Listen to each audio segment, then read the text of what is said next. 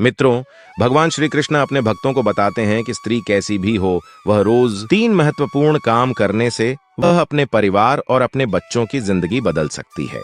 वे अपनी गरीबी को चुटकियों में दूर कर सकती हैं। मित्रों, इस कथा में वर्णन किया गया सभी ज्ञान आपके जीवन के लिए बहुत ही महत्व रखता है, इसलिए इस कथा को अंत तक जरूर देखिएगा।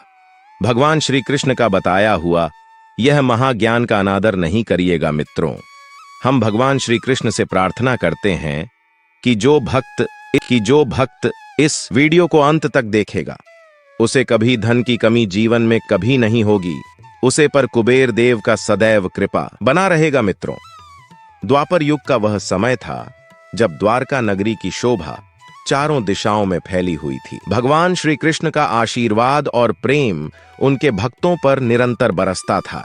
उनकी कीर्ति के कारण दूर दूर से लोग उनके दर्शन के लिए आते थे। श्री कृष्ण की लीला अपरंपार थी और उनके पास आने वाले हर जीव को कुछ न कुछ ज्ञान या आशीर्वाद मिल जाता था। एक जंगल में एक बूढ़ा कौवा अपने जीवन की संध्या में था। उसके पंख अब पहले जैसे तेज नहीं थे, उसकी चोंच में भी शक्ति कम हो गई थी। वह पेड़ों के झुरमुटों में अकेला बैठकर अपने बीते दिनों की यादों में खो जाता था। उसने अपने जीवन में राजा महाराजाओं के महलों से लेकर गरीबों की झोपड़ियों तक को देखा था। उसने अमीरों का ऐश्वर्य भी देखा था और गरीबों की विवशता भी। लेकिन एक सवाल उसे हमेशा परेशान करता था, क्यों कुछ घरों में समृद्धि का वास होता है जबकि अन्य घर हमेशा गरीबी में डूबे रहते हैं। कौवे ने ठान लिया कि वह इस सवाल का उत्तर प्राप्त करेगा। उसने अपने बाकी जीवन को किसी साधारण पेड़ पर बिता देने की बजाय भगवान श्री कृष्ण के पास जाकर अपने सवाल का उत्तर जानने का निश्चय किया। वह जानता था कि केवल श्री कृष्ण ही उसकी जिज्ञासा को शांत कर सकते हैं। कौवा द्वारका की ओर उड़ चला। उसकी उड़ान अब पहले जैसी तेज नहीं थी, लेकिन उसका संकल्प अडिग था। उसे रास्ते में कई मुश्किलें आईं। कभी तेज हवा उसे रोकने की कोशिश करती, कभी बारिश उसके पंखों को भीगा देती, लेकिन वह रुका नहीं। दिन रात की यात्रा के बाद आखिरकार वह द्वारका पहुंच गया।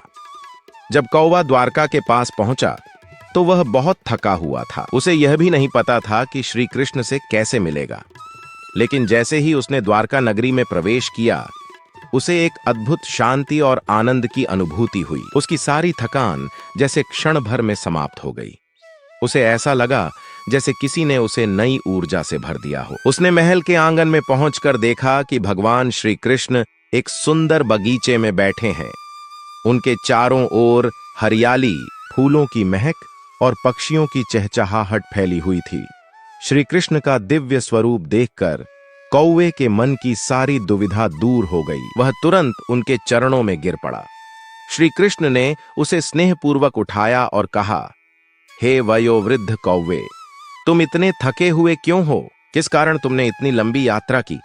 कौवे ने कातर स्वर में उत्तर दिया, हे भगवान, मैंने अपने जीवन में बहुत कुछ देखा है, लेकिन एक बात आज भी मेरी समझ से परे है।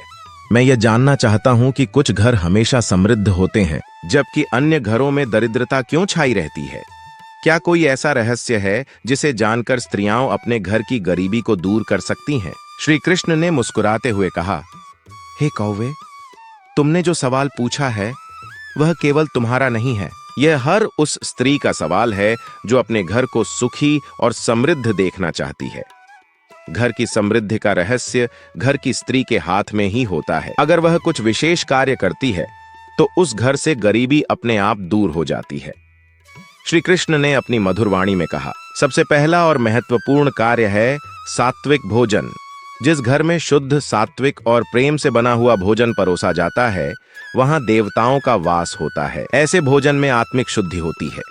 जब घर के सभी सदस्य सात्विक भोजन ग्रहण करते हैं तो उनके मन और आत्मा में शांति का वास होता है। ऐसा घर हमेशा सुख शांति से भरा रहता है। इसका मतलब केवल इतना नहीं है कि भोजन को स्वादिष्ट बनाया जाए, बल्कि उसे श्रद्धा और प्रेम से तैयार किया जाए। भोजन बनाते समय मन में सकारात्मक विचारों का होना आवश्यक है। एक स्त्री का भोजन तैयार करते समय अपने परिवार के प्रति प्रेम और शुभकामनाएं डालने से वह भोजन औषधि के समान बन जाता है। ऐसे घर में कभी गरीबी नहीं टिकती, क्योंकि वहां पर आत्मिक ऊर्जा का प्रवाह होता है जो सभी प्रकार की नकारात्मकता को दूर कर देती है। कौवा बहुत ध्यान से सुन रहा था। श्री कृष्ण ने आगे कहा, दूसरा कार्य है दान। दान करना केवल पैसे या संपत्ति का त्याग करना नहीं है, यह अपने अंदर के लोभ और स्वार्थ को त्यागना है। जिस घर की स्त्री नियमित रूप से दान करती है, वहां लक्ष्मी जी प्रसन्न होती हैं और उस घर में समृद्धि का वास करती हैं। दान के रूप में एक स्त्री कई चीजें दे सकती है, अन्न, वस्त्र या फिर समय। दान का मुख्य उद्देश्य दूसरों की सहायता करना है, चाहे वह किसी भी रूप में हो। दान का महत्व केवल इसलिए नहीं है कि इससे अन्य लोगों की मदद होती है, बल्कि इसलिए भी कि यह हमारे अंदर के नकारात्मक भावों को समाप्त करता है। यह हमारे मन को शुद्ध करता है और हमें अपने कर्तव्यों का बोध कराता है। अब कौवे के मन में तीसरे कार्य को जानने की उत्सुकता और बढ़ गई। उसने श्री कृष्ण से निवेदन किया, हे प्रभु, कृपया तीसरे कार्य के बारे में बताइए। श्री कृष्ण ने अपनी मुस्कान के साथ उत्तर दिया, तीसरा और सबसे महत्वपूर्ण कार्य है सेवा भाव। एक स्त्री को सदा दूसरों की सेवा के लिए तत्पर रहना चाहिए, चाहे वह अपने परिवार के सदस्यों की सेवा हो, पड़ोसियों की सहायता हो या समाज के लिए कुछ करना हो।